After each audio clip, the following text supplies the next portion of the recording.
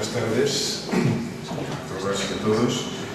En primer lugar, muchas gracias por haber venido a este acto de esta entrega de la medalla del Colegiado de Honor de Valladolid, cosa que agradezco profundamente. Por tanto, presidente y junta directiva del Ilustre Colegio Oficial de Médicos de Valladolid, colegas, amigos, amigas, familia, para un vallisoletano que lleva 50 años casi, prácticamente, viviendo y trabajando fuera de su ciudad, primero en Madrid y posteriormente en Barcelona, estar aquí, en esta sede colegial, y poder dirigirme a todos ustedes para hablarles de atención primaria y medicina de familia, las dos palabras clave que, como ya se ha dicho, han marcado mi trayectoria profesional, me genera diversos sentimientos y emociones, entre los que destaca, sin lugar a dudas, el agradecimiento hacia todas aquellas personas que han pensado en este hijo pródigo para otorgarle la distinción de colegiado de honor. Gracias sinceras y efusivas por este generoso reconocimiento. Conocen, y además saben mejor que yo, que los castellanos somos parcos, a veces demasiado, en nuestras manifestaciones externas. Y para hacer honor a esta impronta de nuestro carácter, daré por finalizada esta breve parte introductoria para pasar directamente a exponer para su consideración algunos apuntes acerca de la evolución pasada, presente y futura, o la cristal, de la atención primaria y la medicina de familia en España. Siempre en el bien entendido de que se trata de reflexiones, de experiencias y opiniones que son personales, y que por ello, por supuesto, pueden y deben ser debatidas total o parcialmente. Mi intervención la voy a estructurar en tres apartados. El primero, referido a la evolución y situación de la atención primaria. El segundo, a la de la medicina de familia y comunitaria. Y un tercero, dedicado a resaltar algunos puntos clave que siempre, en mi opinión, pueden marcar el futuro de ambas, de la atención primaria y la medicina de familia.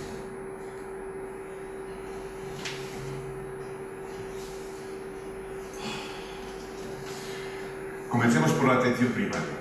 Es evidente, es conocido por las personas que nos dedicamos a este ámbito, que un elemento clave en los albores de la atención primaria fue la conferencia de Alma-Ata, celebrada, es una conferencia de la Organización Mundial de la Salud y de UNICEF, que se celebró en esta capital, en esta ciudad de las antiguas repúblicas soviéticas. A esta conferencia asistían responsables del Ministerio de Sanidad, que entonces empezaba la primera legislatura de la democracia en España, y volvieron de esta conferencia de Alma-Ata con ideas importantes, significativas acerca de cómo era posible y era necesario cambiar la atención primaria, la asistencia médica ambulatoria, que así se llamaba en aquel momento, en España.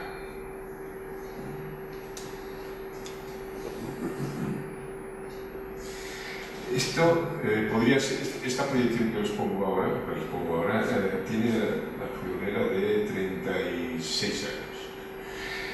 Como veíamos en los albores del inicio de la reforma de la atención primaria, lo que estaba pasando en la asistencia médica ambulatoria en España y por qué pensábamos que era necesario introducir cambios muy importantes en esta asistencia médica ambulatoria. No voy a entrar a pormenorizarles cada uno de estos elementos que los pueden, aparte de visualizarlos en la proyección, para las personas, insisto, que trabajamos en este campo, pues son perfectamente conocidos. Lo que fue evidente en aquella época es que se generó un consenso político muy importante entre todas las fuerzas políticas acerca de esta necesidad, la necesidad de introducir cambios en esta parte del sistema sanitario, porque sí, como saben ustedes muy bien, desde los años 60 se había producido en nuestro país una reforma importante de la otra parte del sistema, la asistencia médica hospitalaria. Se jerarquizaron los hospitales, se introdujeron unas nuevas fórmulas de trabajo en las antiguas residencias de la Seguridad Social, que se dedicaban básicamente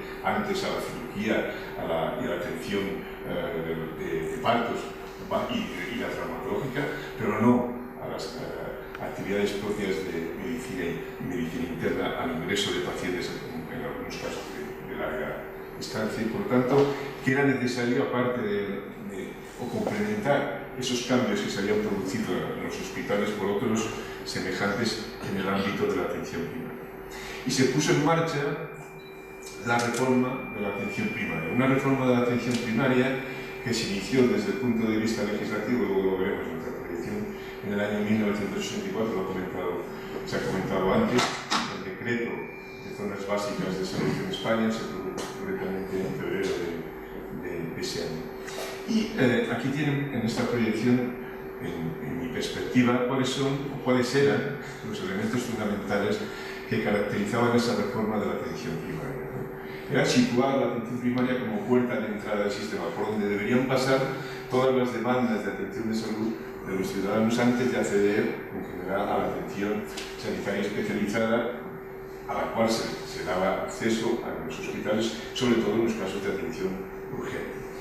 Se puso en marcha, en sustitución o reforma de los activos ambulatorios, el concepto de centros de salud, centro de atención primaria. Al final, después, en distintas partes del Estado, ha adquirido denominaciones también diferentes. Otro de los elementos claves en la reforma de la atención primaria fue la necesidad que se había visualizado de incrementar el poder resolutivo de la antigua asistencia médica ambulatoria. Una asistencia médica ambulatoria en la que había médicos generales que tenían muy pocos recursos, tenían una demanda excesiva y, por lo tanto, en muchos casos, solamente podían hacer más o menos de guardia urbana para dirigir el tráfico de pacientes y poca cosa más, a pesar de que evidentemente muchos de ellos tenían una importante categoría, tanto personal evidentemente como profesional. Es decir, que no hay que pensar que los médicos que había antes en la asistencia médica ambulatoria no tenían su mérito, también lo tenían y hay que reconocerlo. Se puso en marcha otro elemento que no existía en esa asistencia médica ambulatoria, que es el trabajo en equipo. Colocar, no solamente desde una perspectiva de que estuvieran próximos en el espacio físico, sino colocarlos bajo unos mismos objetivos y compartiendo una serie de funciones y tareas a distintos profesionales propios de este ámbito de atención primaria, profesionales médicos, profesionales de enfermería, profesionales de trabajo social, administrativo, profesional no sanitario, etc. Se introdujo otro elemento que también estaba ausente, pues casi prácticamente en su totalidad, porque incluso las vacunas más habituales se ponían en redes de centros diferentes, actividades de promoción y prevención de enfermedades. Se introdujo también otro elemento clave, que es hacer que la cualificación de los profesionales que trabajan en la atención primaria incrementara tanto desde una perspectiva cuantitativa, generando la residencia del sistema MIR de medicina de familia, como también desde una perspectiva cualitativa, y señalando cuáles eran los elementos prioritarios de conocimiento, por lo tanto de competencia, que deberían adquirir los profesionales para trabajar en este ámbito. En este punto hay que señalar también que antes de la reforma en la asistencia médica ambulatoria, muchos de los médicos generales de cabecera que trabajaban en la asistencia médica ambulatoria en realidad eran especialistas, eran endocrinólogos, eran nefrólogos, eran cardiólogos, que complementaban su trabajo en estas especialidades, que era lo que realmente les interesaba, con su trabajo en las consultas de medicina general, de tal manera que además evidentemente también les procuraba unos ingresos complementarios significativos. Es decir, pero no había un profesional que estuviera formado específicamente para desarrollar su actividad asistencial, docente y no digamos investigadora en el ámbito propio de la atención primaria.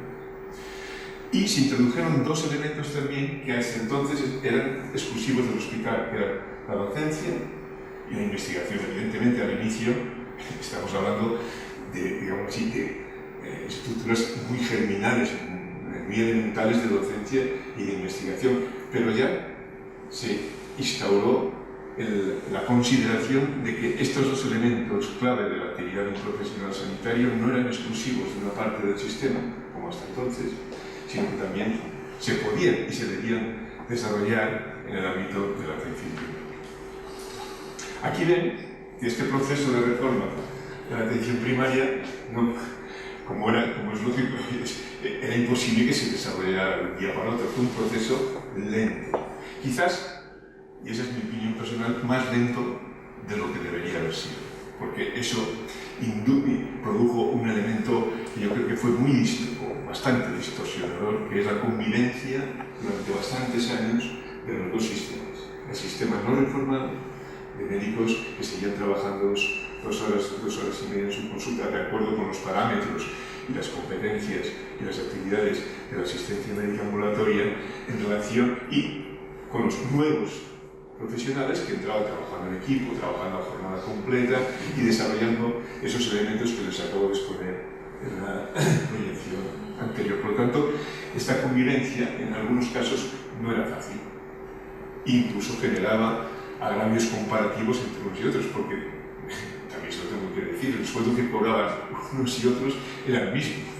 Yo recuerdo que cuando pusimos en marcha los primeros centros de las unidades docentes de medicina de familia, concretamente en el Hospitalet de Llobregat, la gente me decía, yo era el responsable de la puesta en marcha, en este caso me decía, vosotros estáis locos, ¿cómo vais a pretender que colaboren con vosotros unos profesionales a los que les pagáis igual o incluso menos que a los que trabajan 2 horas o 2 horas y media? Cuando a vosotros nos pedís que trabajen 7 horas, que hagan docente, que hagan sesiones clínicas, que, bueno, os habéis vuelto absolutamente loco. Y me pronosticaron que íbamos a durar menos, y me permiten la cosa coloquial, menos que un pastel a la puerta de un colegio. Pero miren ustedes, afortunadamente, en este caso se equivocaron, porque a pesar de que empezábamos con esos déficits importantes, pues el proyecto era tan importante, era tan necesario para la sociedad que tiró adelante de una manera decidida. Tiró adelante de una manera decidida, pero como ven en la proyección, con lentitud. La reforma empezó en el año 84, la confirmó la reforma a la Ley General de Sanidad del 86, pero no fue hasta el 2002 cuando podemos considerar que desde un punto de vista general la reforma ya afectaba prácticamente al 100% de la población española. O sea que fue un proceso largo de 18 años.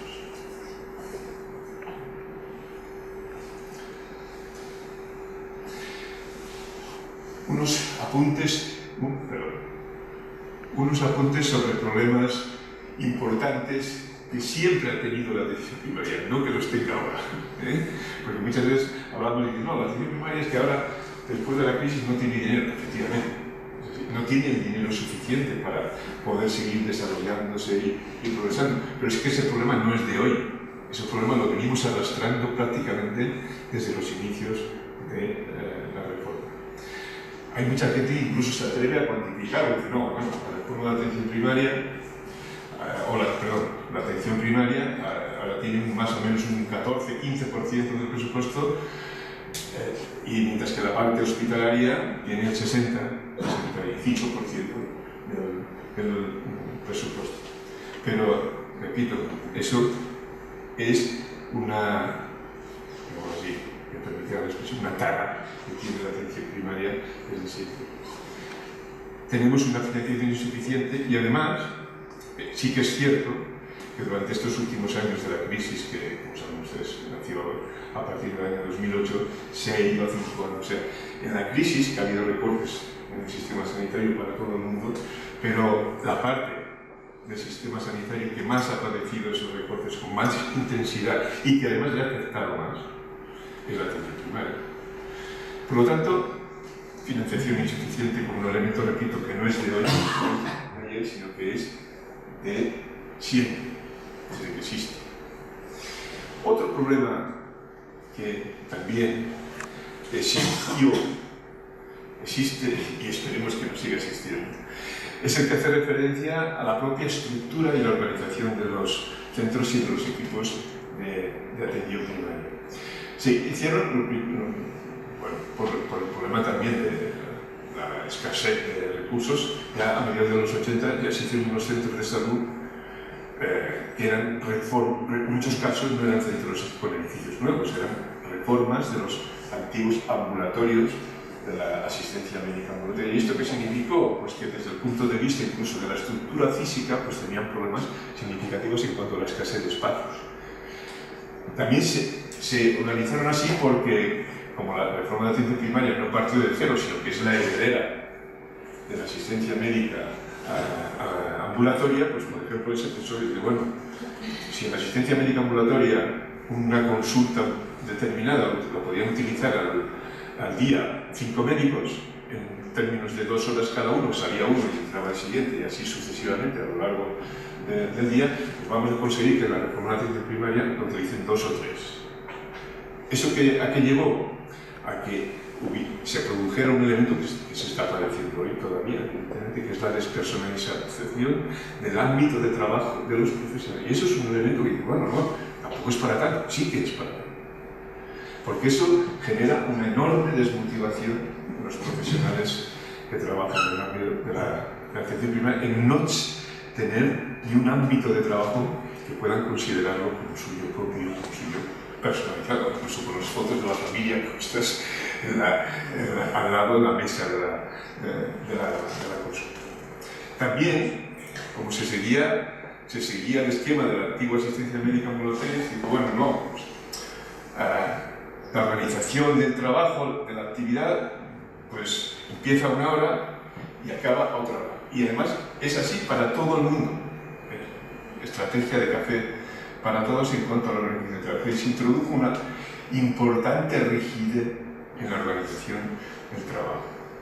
No se dio la oportunidad, y en esto probablemente me temo de los que estamos aquí, me tengo yo que poner primero las culpas, porque en alguna manera yo estaba en los inicios de la reforma, no era el que mandaba, evidentemente, sino que estaba colaborando en este proceso, pero sí que se introdujo una gran rigidez en la organización de la atención primaria, del trabajo en los centros de salud.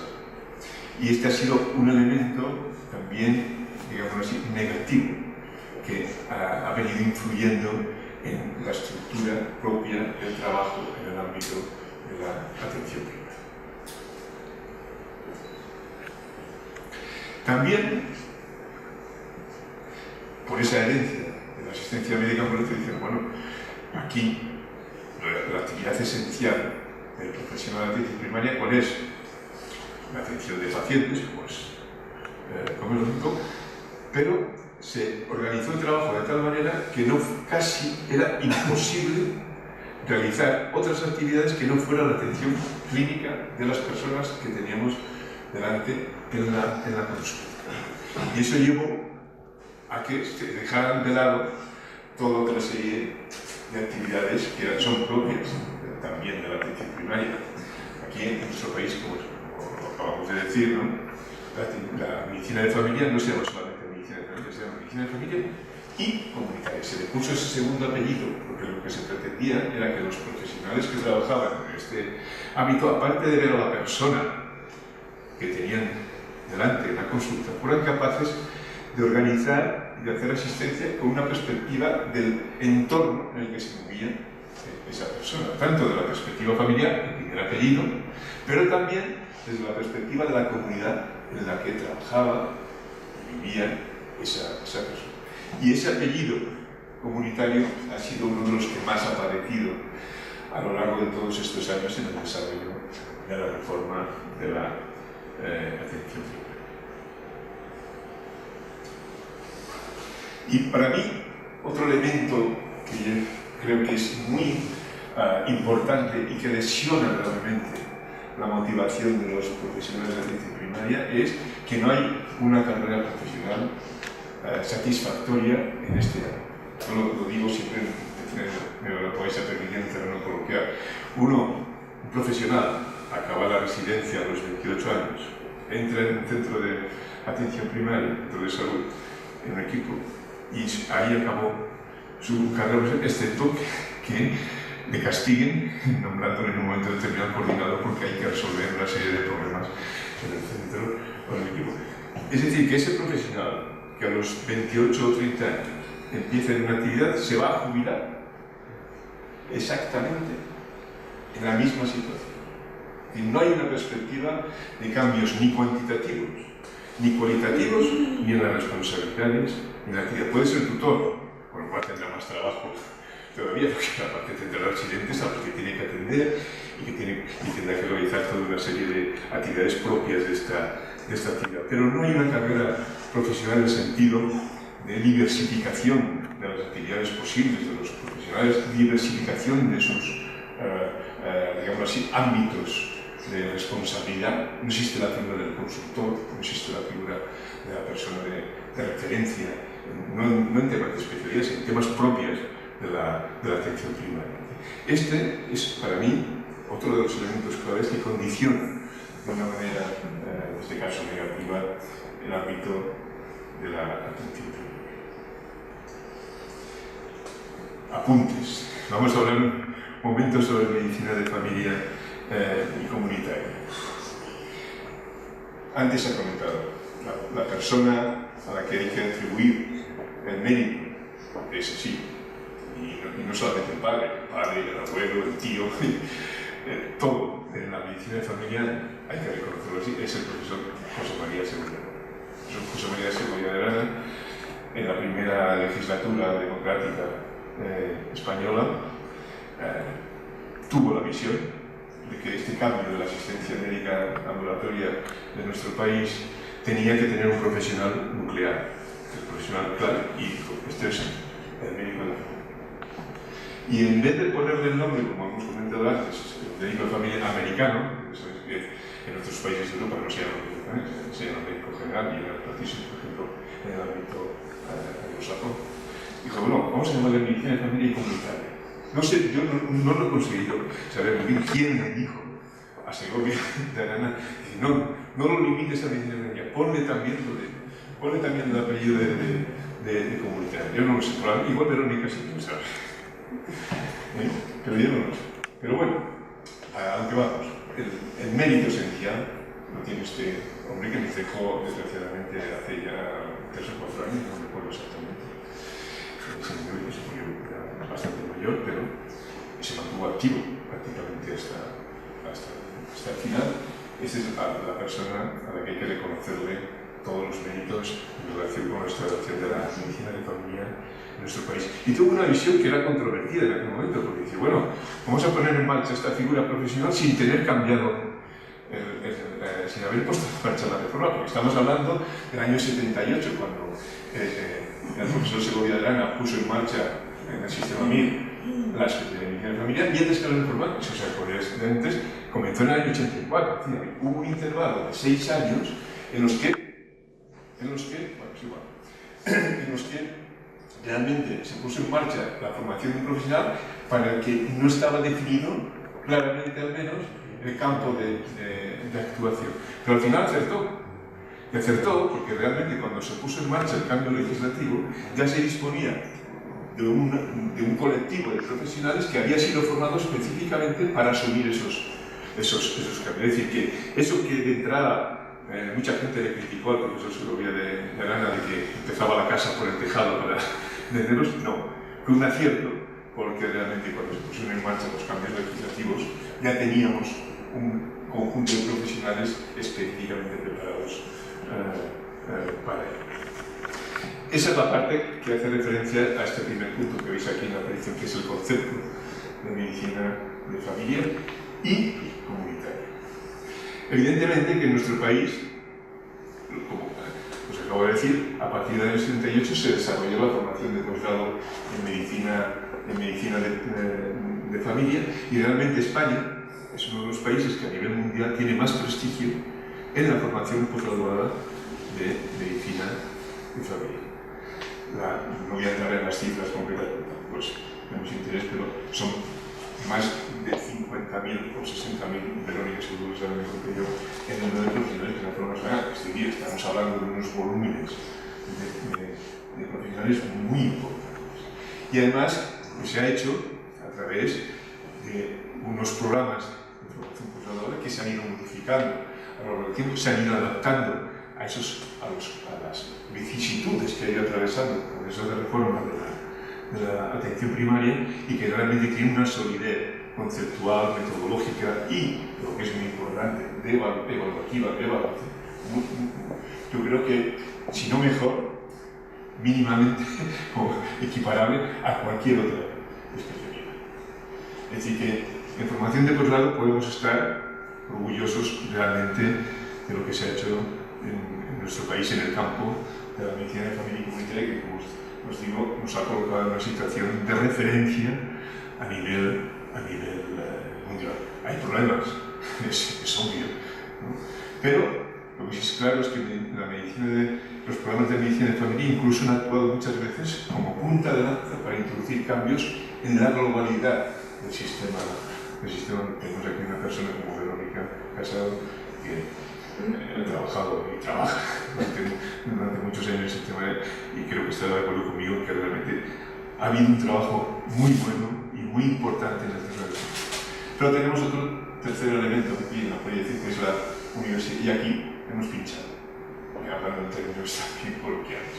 Y mientras que en el posgrado nos hemos colocado en esta situación de referencia, en la universidad no hemos sido capaces, y eso no hay que echar la culpa fuera, también hay que tenemos que echarla a nosotros mismos, por supuesto, no hemos sido capaces de generar esos cambios importantes que se deberían producir en los currículos universitarios para posibilitar que esos currículos se impregnaran de alguna manera también de esta novedad que se introducía en el sistema sanitario, en esta atención primaria, que desde un punto de vista conceptual y estructural se cataloga siempre, al menos en las declaraciones políticas, como la columna vertebral del sistema sanitario. Aquí hemos fracasado. En este momento, después de tantos años, porque claro, estamos hablando ya de 30 y tantos años, pues el número de profesores, por ejemplo, que tenemos titulares en el ámbito universitario, pues, por no decir más de ridículo, que sería el calificativo que yo me atrevería a dar en este momento. Y las estructuras universitarias específicas de atención primaria y primaria son inexistentes en nuestro país. ¿Cuándo? En realidad, en todo el contexto europeo que nos rodea, incluyendo Portugal y Grecia, son prácticamente todas las universidades, todas las facultades han sabido acoger estructuras propias de la formación en atención primaria y medicina de familia. Y desgraciadamente en España no ha sido así. Cuando nosotros, desde un punto de vista de formación postgraduada y en una perspectiva tanto cuantitativa como cualitativa, estamos en una situación de privilegio. Una asignatura, nunca mejor dicho, pendiente, que seguimos teniendo, que es el papel de la atención primaria y la medicina de familia en la universidad. Y eso a pesar de que en la universidad la medicina de familia, evidentemente, puede realizar aportaciones importantes. Porque, por ejemplo, introducir en las currícula estos elementos que ven ustedes en la proyección, atención de salud integrada e integral, una orientación comunitaria en los procesos asistenciales, la orientación preventiva y de producción de la salud, que ya existe desde la medicina preventiva, pero tener una perspectiva más encadenada con la práctica clínica habitual, la continuidad asistencial, el abordaje familiar, la atención de salud más activa, la comunicación, la docencia e investigaciones clínicas son elementos que la medicina de familia, la atención primaria, puede aportar al ámbito universitario, que sin duda enriquecería el progreso en este ámbito. Pero, desgraciadamente, como les vengo comentando, no ha sido así. Y eso a pesar de que en otros ámbitos la medicina de familia en España ha progresado de manera extremadamente importante. Aquí les pongo las diferentes áreas. Ha prosperado en el ámbito asistencial. Todas las encuestas, por ejemplo, ¿no? Todas las encuestas que se hacen a la población sobre satisfacción en relación a la atención primaria y a los médicos de familia dan unos resultados extraordinariamente positivos. Y bueno, si se compara con la situación anterior a la reforma, la diferencia es enorme. Es decir, la ciudadanía ha percibido, ha incorporado los cambios positivos de la reforma de la atención primaria. Desde la perspectiva docente, también la organización de unidades docentes de medicina de familia y comunitaria ha supuesto cambios muy significativos en la formación de posgrado que ya les comentaba antes. En la perspectiva investigadora, no vamos aquí a echarnos flores que no nos tocan. Pero si comparamos la actividad investigadora que existía antes de la reforma y la que existe progresivamente a lo largo del proceso y la que tenemos hoy, evidentemente la diferencia es también impresionante.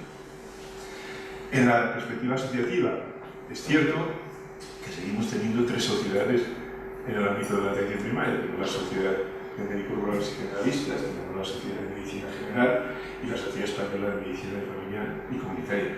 Pero yo creo que, a pesar de esta tricefalia de la atención primaria, que no deja de perjudicarnos en muchos casos, no lo podemos olvidar, a la hora, por ejemplo, de confrontar, no desde una perspectiva de reivindicación y de luchas, confrontar en el sentido de intercambiar planteamientos con las administraciones, etc., esto no se dificulta, no se puede ocultar.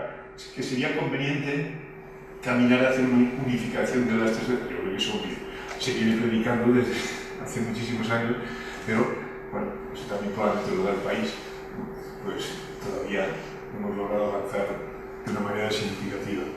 Desde una perspectiva editorial, también hemos progresado, tenemos revistas propias, tenemos revistas indexadas, tenemos publicaciones, tenemos aquí también con nosotros la editora de un libro también de referencia en el ámbito de la atención primaria y la medicina de familia en España. Es decir, también se ha progresado de una manera muy clara, y no digamos también en el ámbito internacional.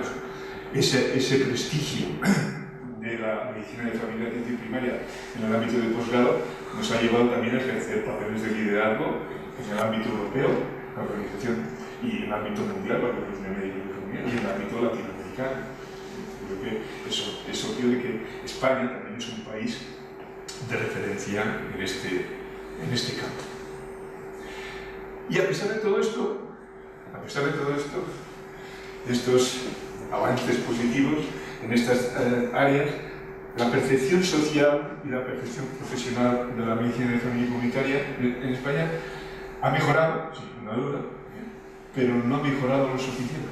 Y eso, por ejemplo, se traduce en un elemento que es, que sabe usted perfectamente, que acaba de decir, al escoger especialidad al empezar el sistema de medicina de familia, no está, no digo yo que esté de acuerdo, no está en los elementos de preferencia de los profesionales que empiezan su especialización en España. ¿Por qué? Hay mucha gente que piensa, no, es que como no estamos en la universidad, los estudiantes conocen poco la medicina de familia y por lo tanto, sí, seguro que eso es un elemento que tiene su cierto, pero no es el único elemento. Porque cuando se conoce la medicina de familia y ves las penurias que pasan los profesionales de medicina de familia, pero escuche, a lo mejor no es una cuestión de que no la conozcan, a lo mejor es que la conocen demasiado. Es decir, que en esto hemos de ser prudentes, pero lo que es cierto, y es un elemento negativo, es que esa percepción social y profesional de la medicina de familia no ha mejorado de una manera, bueno, todo lo que debería haber progresado en nuestro país. Y ahora el último apartado, para no alargarme en demasía, que es sobre apuntes sobre el futuro de la atención primaria y la medicina de familia en España.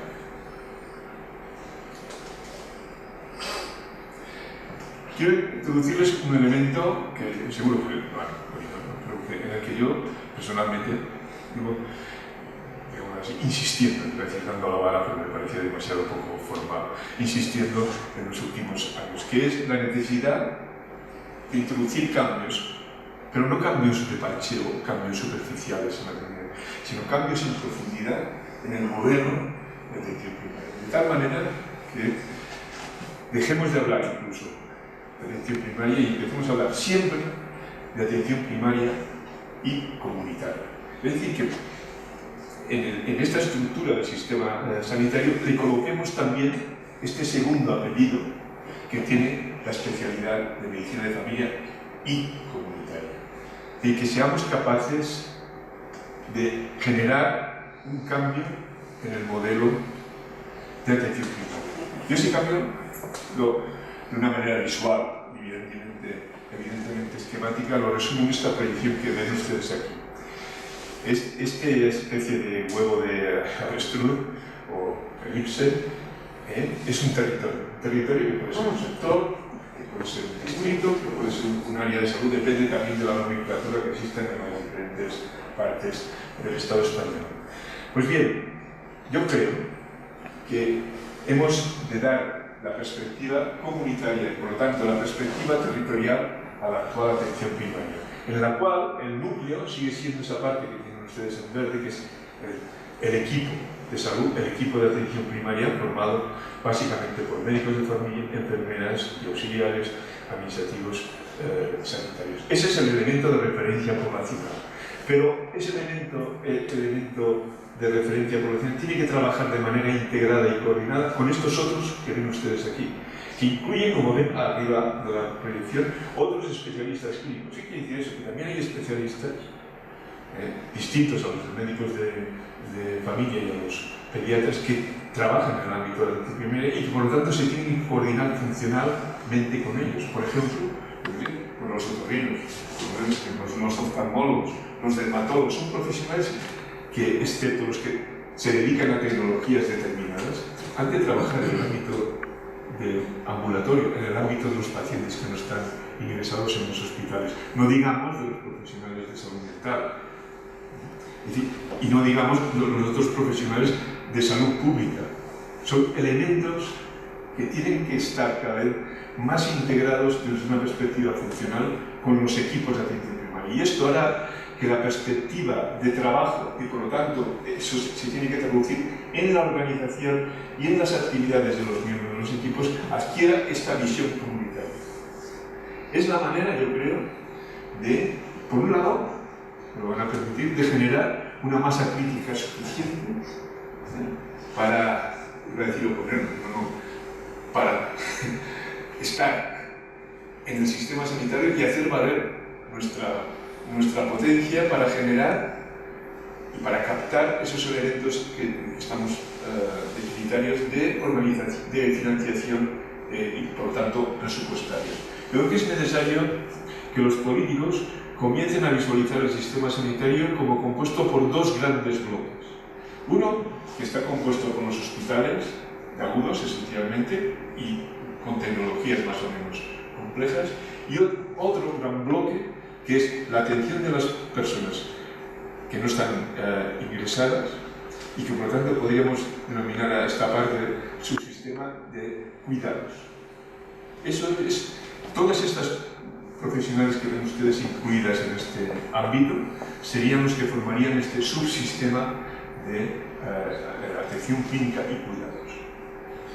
Creo que la perspectiva comunitaria es un elemento clave para avanzar en el ámbito de la atención primaria. Y evidentemente esto no se puede hacer como no se hizo la reforma de la atención primaria de la noche a la mañana. Hay que empezar, por ejemplo, introduciendo cambios legislativos. En materia de ciencia, incluso en la propia Ley General de Sanidad del año 86, que hay muchas personas que van preconizando y van diciendo que se necesitan modificaciones importantes, pues igual hay que cambiar la propia Ley General de Sanidad. A lo mejor resulta que en vez de Ley General de Sanidad se tiene que llamar Ley General de Sanidad y Servicios Sociales, por ponerles ejemplo. Porque lo que cada vez se ve de una manera más clara es que las necesidades de las personas en el ámbito de la salud y en el ámbito social están más íntimamente relacionadas. Por lo tanto, generar elementos que unifiquen lo más posible esas organizaciones creo que es un elemento de progreso. Pero en definitiva, lo que me gustaría transmitirles es la necesidad de visualizar la atención primaria del futuro desde esta perspectiva comunitaria. Empecemos a hablar todos de atención primaria y comunitaria, y eso hará que, como les comentaba hace un momento, el centro y el equipo de salud tengan esta mayor proyección sobre la población, sobre la comunidad. Y además tendrá una repercusión sobre las actividades y sobre las competencias de los profesionales. Eso querrá decir que, evidentemente, la organización del trabajo, los calendarios de los trabajos tendrán que contemplar la proyección comunitaria y no como viene sucediendo hasta ahora, es que cuando yo acabo la consulta clínica tal como la vengo haciendo desde los años 80, si tengo un ratito y estoy motivado para hacerlo, me dedico a la parte comunitaria. Si no, mira, es que eso, la proyección comunitaria, la perspectiva comunitaria es desde las 8 de la mañana o las 9 de la mañana que usted entra al centro de salud hasta que sale. No es en el ratito en el que usted ha acabado la consulta de los pacientes de toda la vida.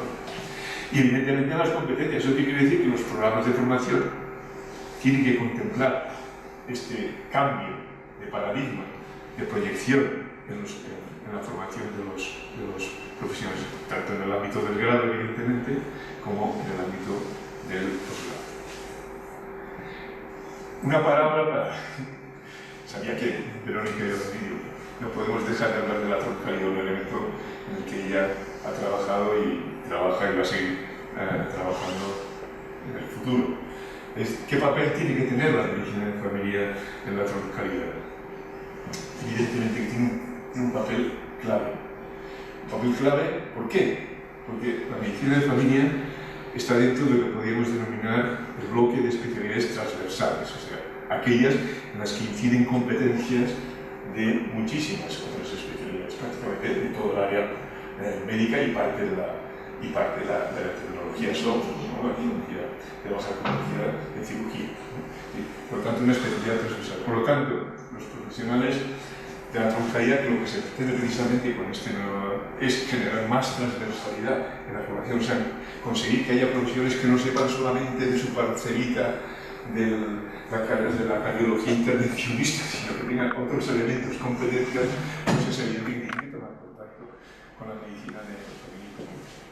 Ya veremos qué pasa con la troncalidad, porque saben ustedes perfectamente pues, que ha habido dificultades que, en definitiva, lo que han llevado a generar un paréntesis. Se han producido unas dificultades que teóricamente estaban relacionadas con la memoria económica, porque o no existía o les parecía insuficiente a los legisladores, pero resulta que eso al final se ha traducido que ha habido un parón. Y ese parón va durando ya un tiempo importante y siempre se corre el riesgo de que ese parón sea definitivo o de que no sea definitivo pero lleve a una generación de una troncalidad descafeinada que no cambie realmente desde una perspectiva cualitativa la formación de los profesionales sanitarios españoles. Ya veré, en todo caso, resaltar, vuelvo a decirlo, el papel clave que debe tener la medicina de familia comunitaria en la troncalidad. Bueno, no quiero cansaros más. Agradeceros de nuevo la asistencia, agradeceros la atención que me habéis prestado aguantando este chaparrón dialéctico y pediros que, porque tenemos un tiempo, que si queréis hacer comentarios, hacer una enmienda a la totalidad, enmiendas parciales a todos los elementos que yo os acabo de exponer, pues es el momento de hacerlo.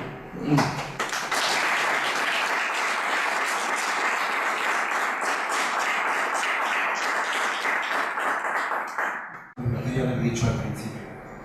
Últimamente has publicado en el Diario Médico una serie de artículos de muchísimo interés. Eran apuntes sobre la corrupción sanitaria. No viene mucho al caso de lo que estábamos hablando, pero es la primera vez que yo he visto que en nuestro campus se ponen negro sobre el blanco algunos asuntos que forman parte de nuestra cotidianidad, pero que no nos atrevíamos a poner sobre el papel. ¿Te han generado muchas dificultades esos artículos? Bueno, ha habido críticas positivas y negativas, porque, a ver, y eso no es en nuestro país, nosotros somos un país latino, 100%, ¿no? Entonces, ¿qué quiere decir eso? Que cuando generas elementos, digamos así, que inestabilizan el bienestar habitual de las personas, en este caso los profesionales, sean médicos o de otro tipo, pues eso evidentemente despierta a veces reacciones que yo creo que en algunos casos, eso se ve también en las redes sociales, manifiesta una discrepancia, la gente quiere reaccionar de una manera absolutamente desmesurada, como si tuvieras mentado a toda la familia en 3 generaciones. yo solamente he dicho mi opinión, no he insultado a nadie, por lo tanto lo menos que puedo hacer usted es no insultar. Pero en el caso de los artículos estos, fue una serie de 6 artículos en los que yo abordaba la corrupción sanitaria desde el punto de vista de los políticos. Abunda, desgraciadamente, en nuestro país, y ponía además, exponía casos concretos, no casos de estos cogidos por los pelos, sino casos que ya habían sido objeto de sentencias e incluso de sentencias firmes. Hablaba también de la corrupción de los directivos y gestores, que es para mí uno de los elementos claves, porque es lo que yo llamo la corrupción activa. Los políticos generalmente tienen corrupción pasiva, ¿no? Miran para otro lado y los elementos de corrupción pasan por el otro, mientras ellos están mirando en la dirección contraria. Es el dicho este francés, laissez-faire, laissez-passer. Pues exactamente, esa es la corrupción más habitual en los políticos, pero en los gestores y directivos es más grave, porque es una corrupción activa, es ir a por el dinero del personal, a por el dinero de la ciudadanía, a través de tergiversaciones en cuanto a los presupuestos, en cuanto a las concesiones, en cuanto a las contrataciones, etc. Hablaba también de la corrupción en el ámbito de las sociedades científicas, que también existen, y que hay sociedades científicas que son más laxas que otras, por ejemplo, en su relación con la industria farmacéutica, con otros tipos de elementos. Hablaba también en otro de los artículos de corrupción en el ámbito de la industria farmacéutica. Obvio, pero todos los que estamos aquí pues, somos conocedores de este ámbito, pero no solamente en el sentido de la corruptela hacia los médicos, que si te pago el congreso, te pago no sé qué, bueno, corrupción es mucho más importante, ¿no? Corrupciones incluso en cuanto a lo que se refiere, en uno de los artículos lo decía, a la dispensación de medicamentos, ¿no?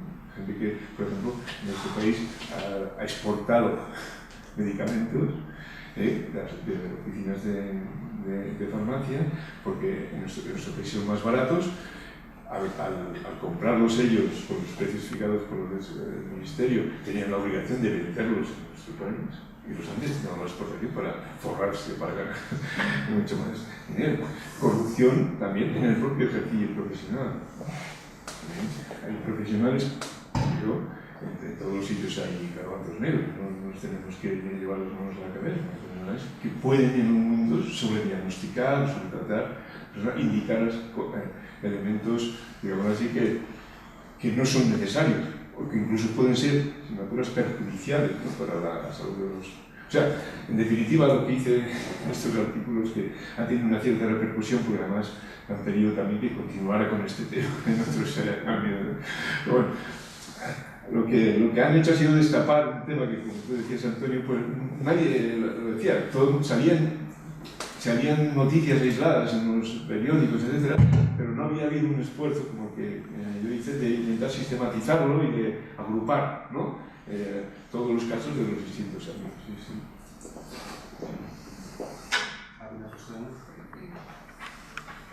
Verónica, ¿no quieres decir nada? No, a lo mejor aclarar lo de Segovia de Aragón, que decíamos de... Ah, sí, es verdad. Sí, de por qué... Bueno, una vez yo le pregunté que como a un internista en un hospital le había dado esta cosa de con la medicina de familia.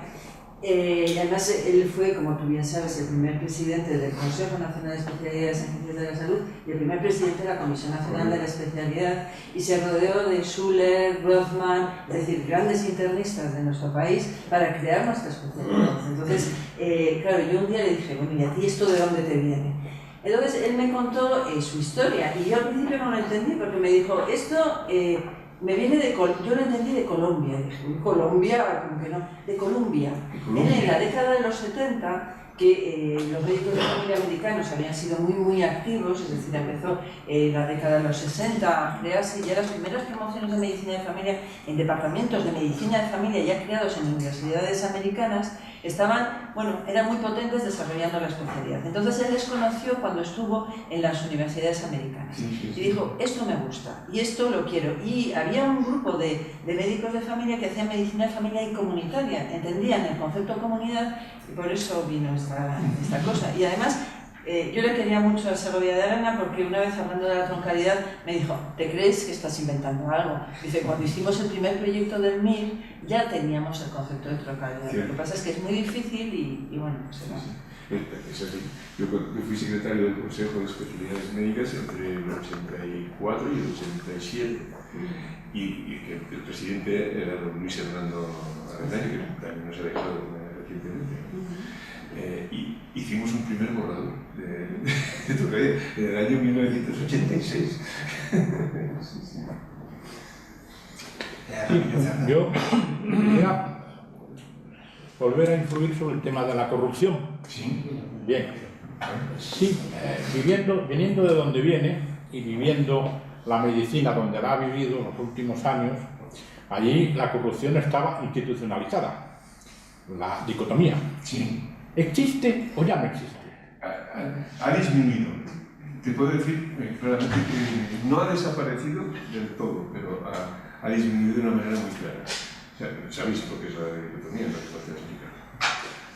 Bien, eso era porque me ha sorprendido la relación a la... La dicotomía es cuando tú recibes un paciente, le atiendes y piensas que necesita otra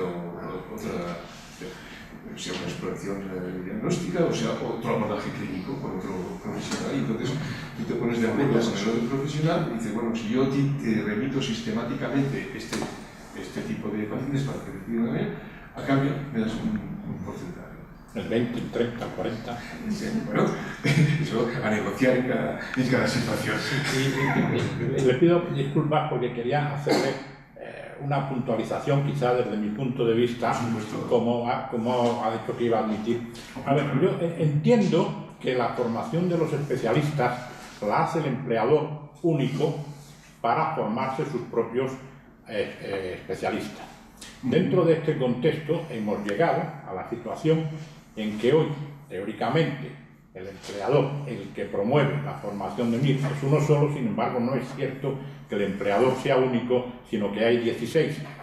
Entonces, me da la impresión de que estamos, aparte de que reformar muchas cosas, hay que reformar el mercado laboral, cómo se gestiona, dónde está la corrupción de los profesionales, de los directivos, es en el mercado laboral de los formados a nivel de cada comunidad, porque ha desaparecido la uniformidad y ha desaparecido la razón por la que el empleador empezó en esto.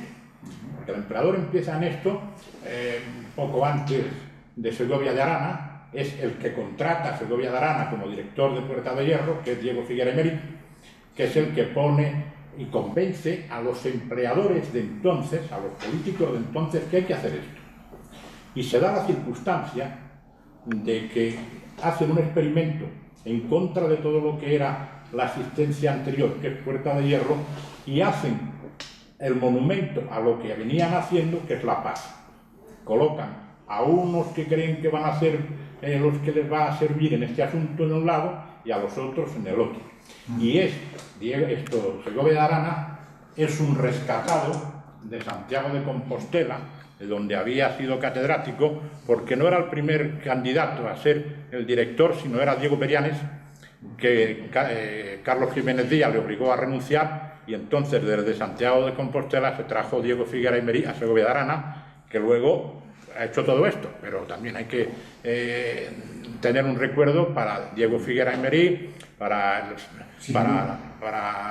Mario de la Mata, para de la Mata Gorostizaga, para todos los que desde el Ministerio hicieron que fuera posible todo esto. Admitida totalmente, creo que son todas estas personas que citan son profesionales que hicieron contribuciones muy significativas a lo que ha sido y es la nueva o la medicina moderna de España. Creo que esto se debe reconocer, evidentemente que sí, tiene usted toda la razón. Quería hacerle una reflexión. No es una frase mía, es de don Julio Ortiz Vázquez, que es un artículo que yo me tengo guardado como un tesoro. que se titula Ensañamiento diagnóstico, encarnizamiento terapéutico, medicina a la defensiva. Yo esto lo he vivido en la vida hospitalaria.